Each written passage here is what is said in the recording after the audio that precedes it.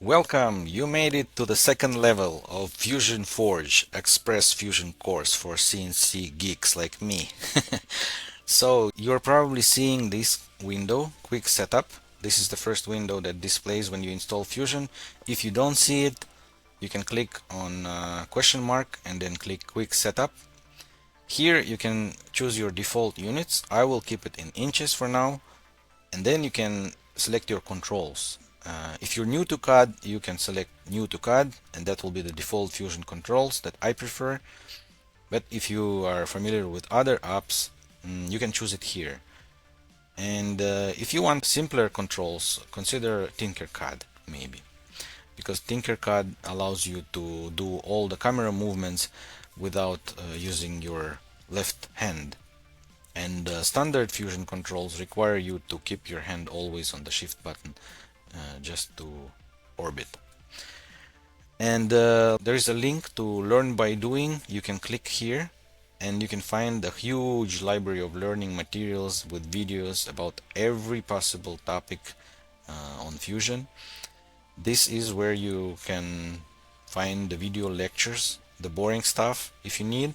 If you're stuck somewhere, come here and you will probably find a video lecture about it. But my course will focus on challenges and practice instead of theory.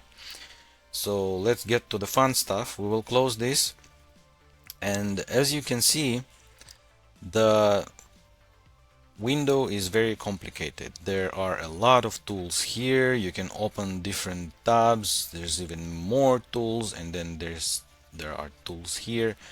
And what I want to ask you is to ignore all of this for now. Forget it. You don't need it.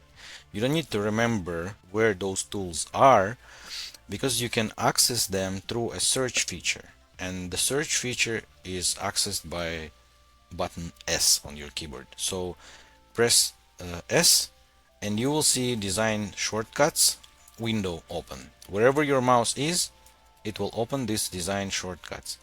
You can define which one you keep here.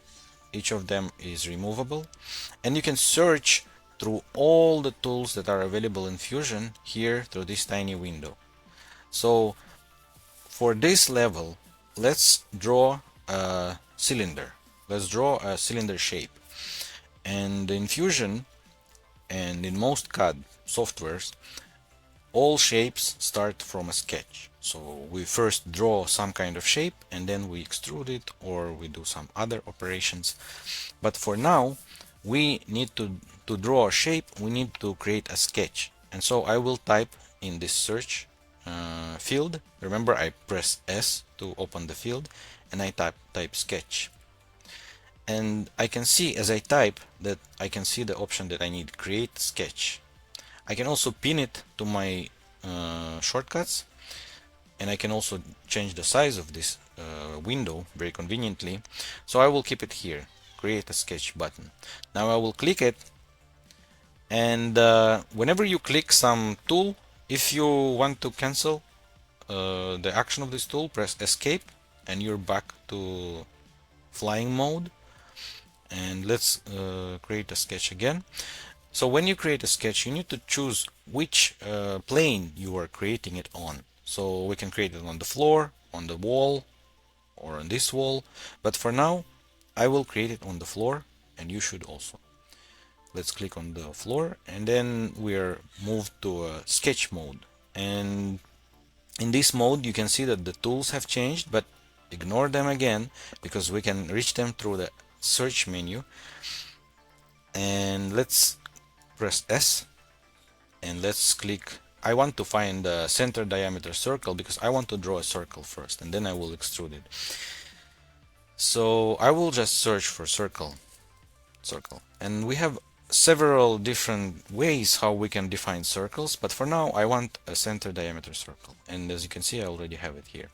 So I will choose this one and I will just put it in the center. I will click, and now you can see I can drag to set the size of the circle, but I'm actually not holding the button, it's just in this mode, and I can type the size. So you shouldn't click the second time before you type the size.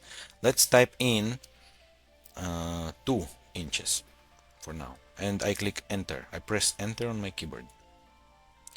Now, if, for example, you were drawing it and you released it accidentally, just press escape to exit, select the circle with your mouse, and then hit delete to remove it, and try again.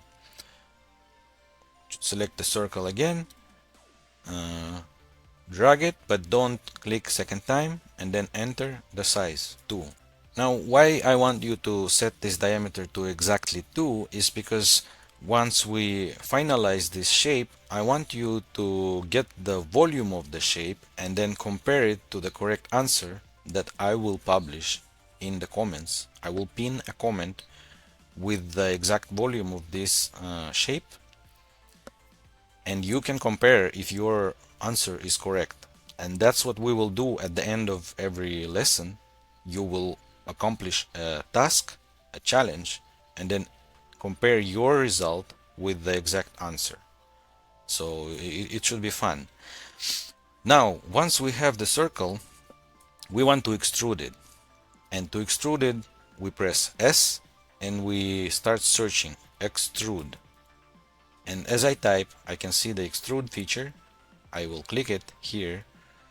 And now I'm in the extrude mode. There are different settings here, but for now let's keep everything default here, and let's just extrude it 2 inches. So we can just start typing in the keyboard 2, and then we can press enter. And now you can see we have the shape. You have accomplished the level, but now let's make sure that you have done it right. And to do that, you need to check this browser. You can see the browser of all the bodies that you are working with, and you can also change the document settings here in inches. If for some reason you have it in millimeters, you can briefly change it into inches just to get the answer, but make sure that the dimensions are also in inches. It's a 2 by 2 cylinder. Now here you can see your sketches and your bodies, and that's the body that we have just created. Click on that body and then make a right click on it and choose properties. And now you can see the properties of this body. You can see the area, the density, the mass, the volume, the appearance, and other properties. Now, this is the number I want from you. You need to copy this number and put it in the comments section. And you can compare your number with others and with the correct answer that I will pin as a first comment.